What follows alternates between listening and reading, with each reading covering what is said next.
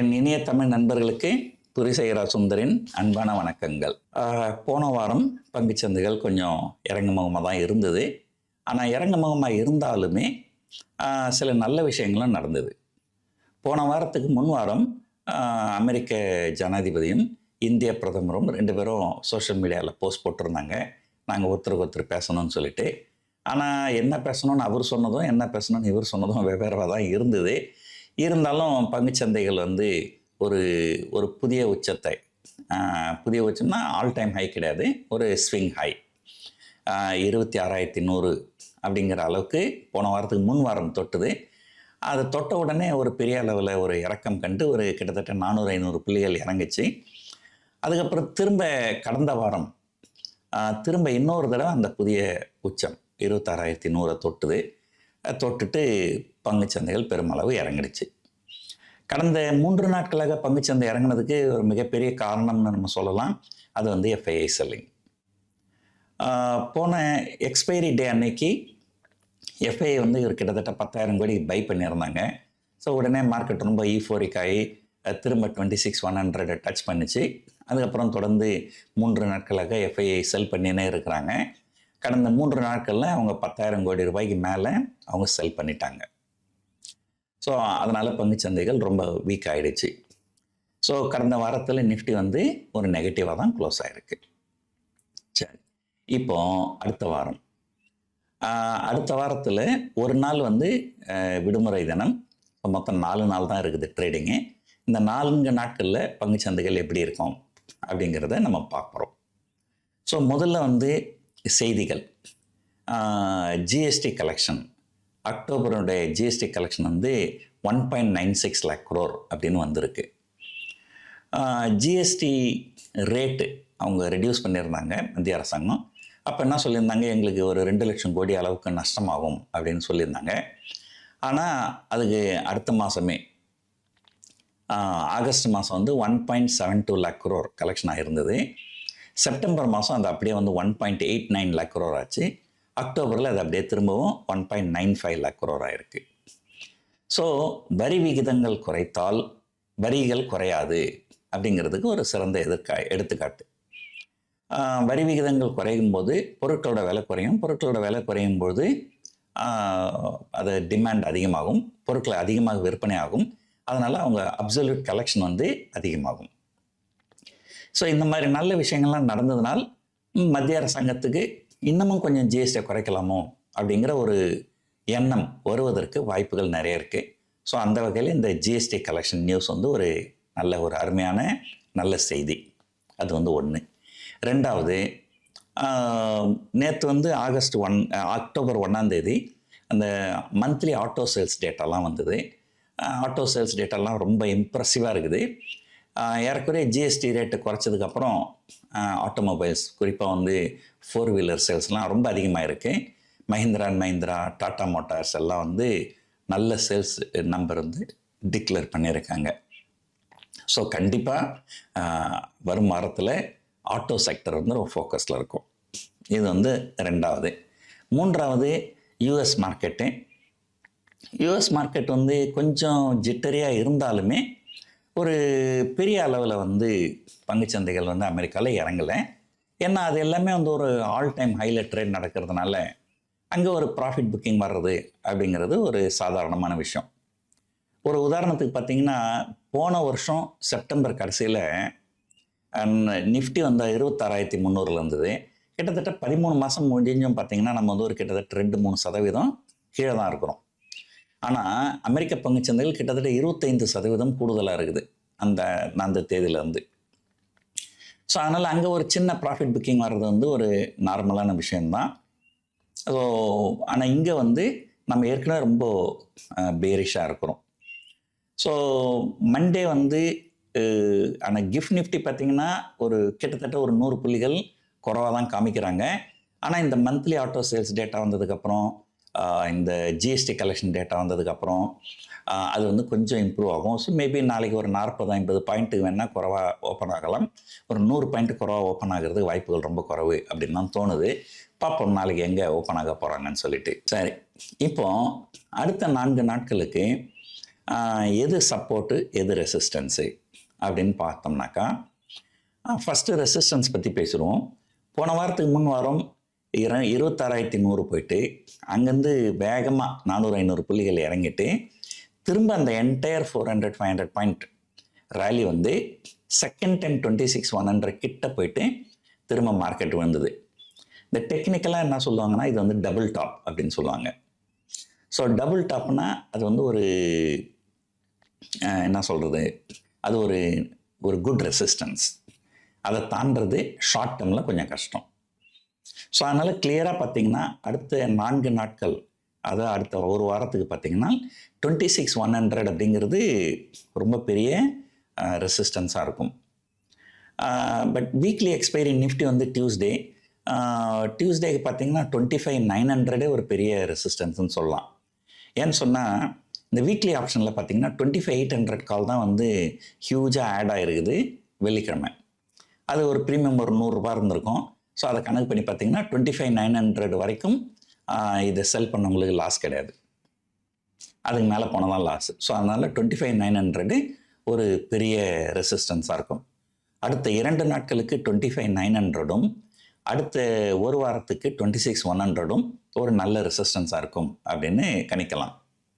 சரி, டவுன் சைடில் பார்த்தீங்கன்னா கடந்த ஒரு வருஷத்தினுடைய ஹை 25,650 இருந்தது. அது பிரேக் அவுட் ஆனதுக்கப்புறம் தான் இது வந்து long term market break out அப்படின்னு சொன்னோம். அதுக்கப்புறம் 26,100 வரைக்கும் போயிட்டு திரும்ப ஆசிலேட் ஆகிட்டுருக்கு. ஸோ லாஜிக்காக பார்த்தீங்கன்னா முன்னாடி 25,650 ரெசிஸ்டன்ஸாக இருந்தது, இப்போ சப்போர்ட் ஆகணும். அதில் ஃபஸ்ட்டு சப்போர்ட் வந்து 25,650. பட் அது வந்து ஒரு வீக் சப்போர்ட் அப்படின்னு தான் சொல்லணும். ஏன்னு சொன்னால் கிஃப்ட் நிஃப்டி ஆல்ரெடி ஒரு கிட்டத்தட்ட 100 பாயிண்ட் கம்மியாக தான் காமிக்கிறாங்க. பட் அது பார்க்கணும். நாளைக்கு எனக்கு தெரிஞ்சால் 100 பாயிண்ட் கம்மியாக ஓப்பன் ஆகாது. ஒரு 40-50 பாயிண்ட் வேணால் கம்மியாக ஓப்பன் ஆகலாம். 100 பாயிண்ட்டுன்றது ரொம்ப அதிகமாக தோணுது. பட் கிஃப்ட் நிஃப்டியில் வந்து லிக்விடிட்டி இருக்காது. ஸோ வெள்ளிக்கிழமை நைட்டு அதுவும் இப்போ சிலர் பயந்து போய் விற்றுருப்பாங்க. அதுவும் ஒரு காரணமாக இருக்கும். அதுவும் இல்லாமல் வெள்ளிக்கிழமை நைட்டு அந்த கடைசி ஒரு 10-15 நிமிஷத்தில் ஒரு கொஞ்சம் யூஎஸ் மார்க்கெட் கொஞ்சம் இறங்கி இருந்தது. அதனால் பயந்து போய் சிலர் விற்றுருக்கலாம். ஆனால் ஒரு நல்ல ஸ்ட்ராங் சப்போர்ட் எதுன்னு கேட்டிங்கன்னா 25,500.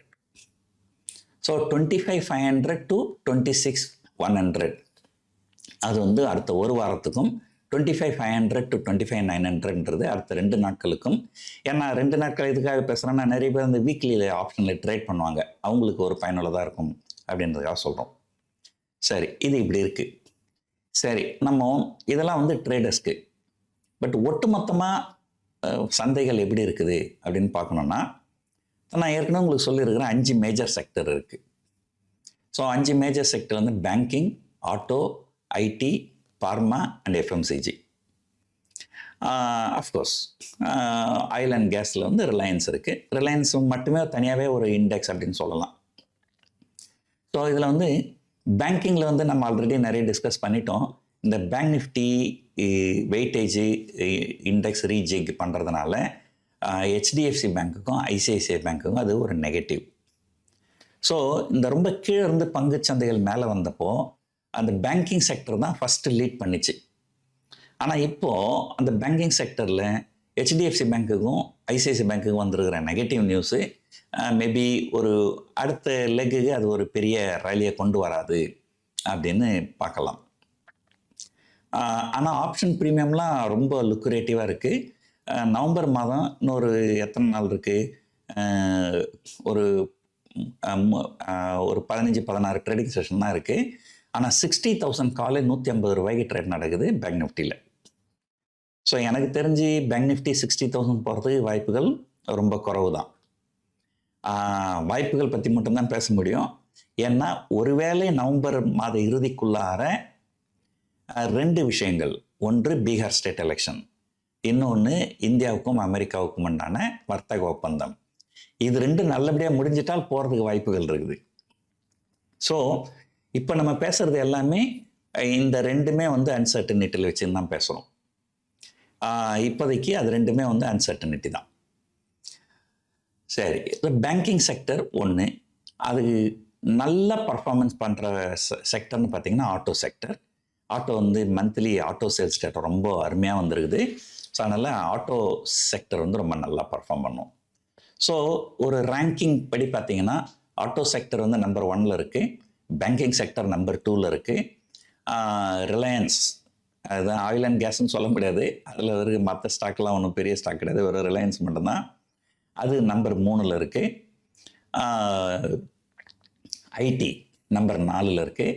ஏன்னா ஐடி வந்து பெருசாக ரெக்கவர் ஆகலை, ஆனால் வந்து ஸ்டெபிலைஸ் ஆகுது ஓரளவுக்கு.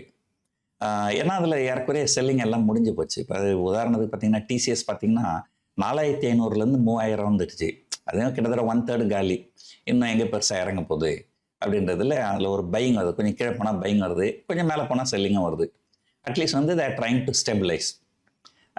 எப்படி சொல்லலாம்னா நான் அட்லீஸ்ட் வந்து இது நியூட்ரல் அப்படின்னு சொல்லலாம். சரி, அதுக்கு அடுத்த இருக்கிற 2 செக்டர் தான் கொஞ்சம் ப்ராப்ளமேட்டிக்கான செக்டரு. ஒன்று எஃப்எம்சிஜி, இன்னொன்று பார்மா.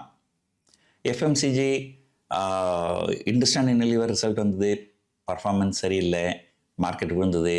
ஐடிசி ரிசல்ட் வந்தது, பெருசாக ஏறலை. ஸோ பார்மா செக்டர் ப்ராப்ளத்தில் இருக்குது.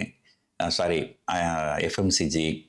பார்மாவும் பார்த்திங்கன்னா டாக்டர் ரெட்டி தஸ் சம் ப்ராப்ளம், ஒரு 5% இறங்கிச்சு வெள்ளிக்கிழமை. ஸோ பார்மா செக்டர் வந்து அந்த யூஎஸில் ஒரு வர்த்தக ஒப்பந்தம், அது ஒரு தெளிவு கிடைச்சாதான் பார்மாவுக்கு ஒரு தெளிவு கிடைக்கும். ஏன்னா பார்மா வந்து நிறைய வந்து அமெரிக்காவுக்கு தான் எக்ஸ்போர்ட் பண்ணுறாங்க இந்தியாவிலேருந்து. ஸோ இதுதான் இப்போதைக்கு நிலைமை இருக்குது. ஸோ ஒரு ஒட்டுமொத்தமாக ஒரு பார்த்திங்கன்னா ஒரு ரிலையன்ஸ் விட்டுட்டு பார்த்தோம்னா 5 மேஜர் செக்டரில் 2 கொஞ்சம் புல்லிஷாகவும் 2 கொஞ்சம் பேரிஷாகவும் 1 கொஞ்சம் நியூட்ரலாகவும் இருக்குது. அதாவது பேங்க், ஆட்டோ புல்லிஷாகவும், எஃப்எம்சிஜி, பார்மா பேரிஷாகவும், ஐடி வந்து நியூட்ரலாகவும் இருக்குது. ஸோ அப்படி பார்த்திங்கன்னா ஒட்டுமொத்த சந்தை வந்து இங்கேருந்து பெருசாக ஏறுவதற்கும் வாய்ப்பு இல்லாமல், பெருசாக இறங்குவதற்கும் வாய்ப்பு இல்லாமல் தான் இருக்குது. ஒரு கன்சாலிடேஷன் மோட் அப்படின்னு சொல்லலாம். இது வந்து ஏதாவது மாறுதல், மிகப்பெரிய மாறுதல் நடக்கிறதுக்கு வாய்ப்பு இருக்கா அப்படின்னு கேட்டிங்கன்னா கண்டிப்பாக இருக்குது. முதல் மாறுதல் வந்து பீகார் ஸ்டேட் எலெக்ஷன். அது நம்ம பற்றி ஏற்கனவே நிறைய பேசியிருக்கிறோம். ஸோ அது ரிசல்ட் எப்படி வரப்போகுது அப்படின்னு பார்க்கணும்.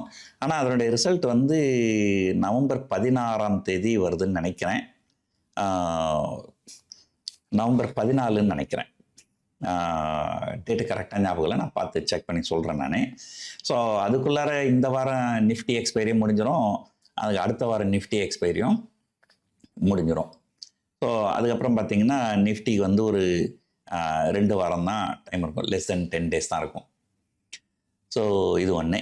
அடுத்து இன்னொரு மேஜர் இது என்னென்னா இந்தியாவுக்கும் அமெரிக்காவுக்கும் உண்டான வர்த்தக ஒப்பந்தம். இது ரெண்டும் வந்து ஒரு பங்குச்சந்தையில் ஒரு மிகப்பெரிய மாற்றத்தை ஏற்படுத்தலாம். அது ரெண்டுமே இப்போதைக்கு ஒரு அன்சர்டனிட்டாக தான் இருக்குது. ஸோ பார்ப்போம் அடுத்த வாரம் எப்படி பங்குச்சந்தைகள் நகரப்போகுது அப்படின்னு சொல்லிட்டு. சில பங்குகள் வந்து அதாவது AMCs, asset management companies, broking companies, இதெல்லாம் வந்து கொஞ்சம் நெகட்டிவாக தான் இருக்குது இப்போதைக்கு. ஸோ நீண்ட கால அடிப்படையில் முதலீடு பண்ணுறவங்களா இருந்தால் நீங்கள் வந்து ப்ராப்பராக ஹெட்ஜ் பண்ணி பண்ணுறது நல்லது. ஸோ இந்த வீடியோ உங்களுக்கு ரொம்ப பிடிச்சிருக்குன்னு நினைக்கிறேன். இவ்வளோ நேரம் பார்த்ததுக்கு நன்றி, வணக்கம்.